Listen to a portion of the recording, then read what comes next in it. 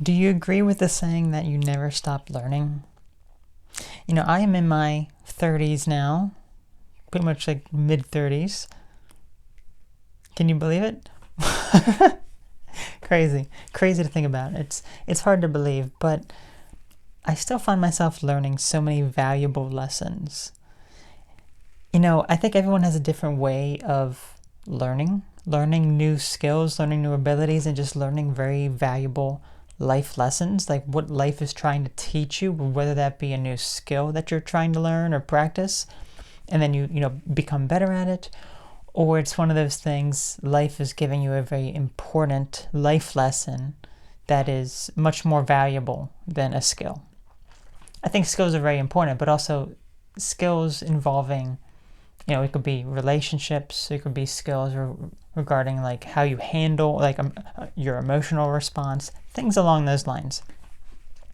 And I just think about the fact that I'm still, learning so many different things that I set out to do, things that I set out to actually learn, new skills and abilities that way, but also just important lessons when it comes to incorporating some of those skills to better manage my emotions, my emotional response, being less, upset or angry, and just having, much able to easier manage the emotion. So you don't feel such intense anger or hatred or, just even happiness as well. It's like you don't want to be too overly confident with yourself. You need to be realistic. I think there's many extremes, but being able to see the whole well-rounded picture.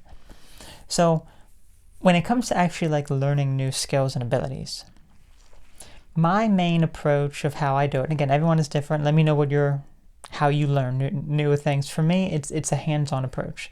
So I can watch so many different videos about how you do this, how you do that, like learning new skills and abilities there. I'm really only going to learn until I actually have hands-on experience with it.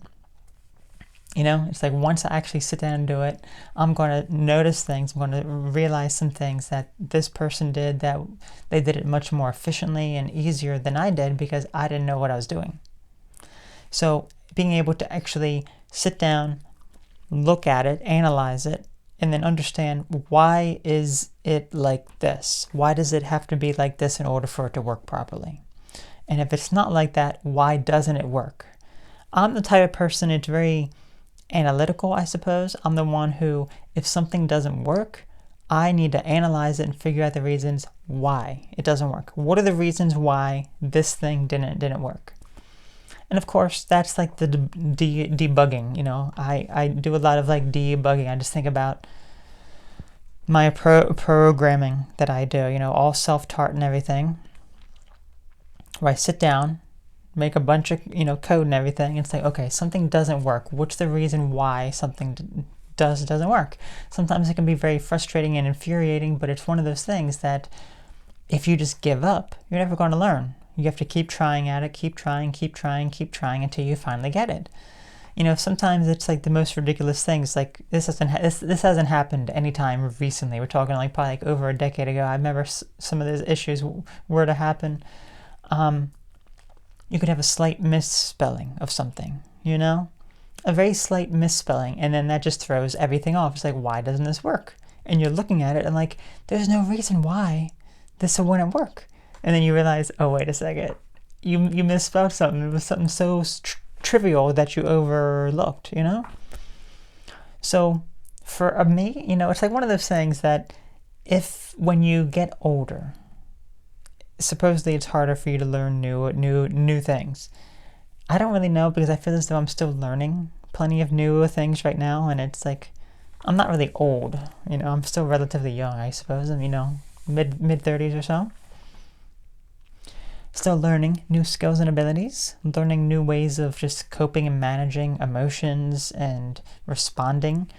Now, of course, not everything is perfect. I think I still have a warped sense of, or skewed sense of like response to certain things. I think that's a lot of it has to do with my personality and how I was brought up, and just me not being able to have too much communication with people. It's like when you don't utilize certain skills, you kind of seem kind of awkward and weird to people. It's like, even though I'm talking here very naturally, I mean, I can talk very naturally in front of people. I'm a very good like presenter and things along those lines. But when it comes to actually having conversations with people and things along those lines, it's I think I can still do that pretty well. It's just getting a bit closer to people, I suppose, is a bit harder. It's just something that I really don't really do too much. So it's just a bit harder for me. So I don't really like go up to someone and just start talking with them and like, continuing on the conversation. It's like if someone wants to really get to know me, it's like they have to put in more effort than I'm willing to put in. That's kind of how it is. Interesting, but So I'm just curious to know, like, what are some things that you're learning right now? What are some things that you're, starting to really... Oh, that's right. Here's something else also. So back in the day when it would be certain things that I would do. So let's say you have a set of rules of how you tackle certain things. So for example, if I'm like editing audio and like a music track maybe, or something along those lines, and I'm editing those sorts of things, I may not actually keep notes of what I'm meant to do. And then many years go by, and then I'm kind of lost, and I'm like, okay, I have to kind of go back to that because there's certain things that I don't do every single day, So now I keep very detailed notes. Okay, here are the audio files. If it's this type of audio file, I have to run it through this program, but if I run it through that a certain way, it may end up being like too loud, and there'll be some clipping, so I have to go through it this other way. If I don't keep notes of any of that sort of stuff, it's like I'll be kind of like, I have to just try to figure it out all again manually, because you got to think, if I don't do it too often, and like a year goes by, maybe 2 years go by, and I go back into that, and like, okay, let's start this again. How do we handle these files again? How do we tackle that? How are we okay, let me convert them. Oh wait, it's like too loud, it's clipping. How do we fix that again? So if I have it in my notes, it just makes it so much easier, because then I can just refer to the notes like, okay, here's what you do. Here's what you do in this scenario. Here's what you do in that scenario. So I'm much more efficient now about keeping notes of how to do certain things. Whereas before, I didn't do that. And that was a bit harder, because then I look back at some of the work and I'm just wondering, how did I do that back in the day? How did I do that sort of stuff back in the day? I don't know. It's like, what programs did I even use back in the day? And I'm trying to figure out some of that stuff. It's like, I didn't really keep too many notes. But then I started to keep some more notes, or even like program settings. Okay, like if you have multiple computers.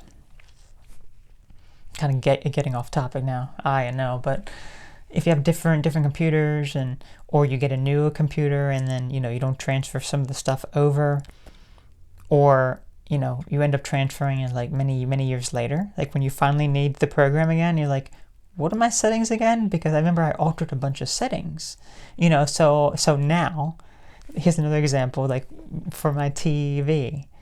It's like when I got my TV, there were some settings I didn't like about it, or maybe I needed to alter some of the color or contrast or whatever.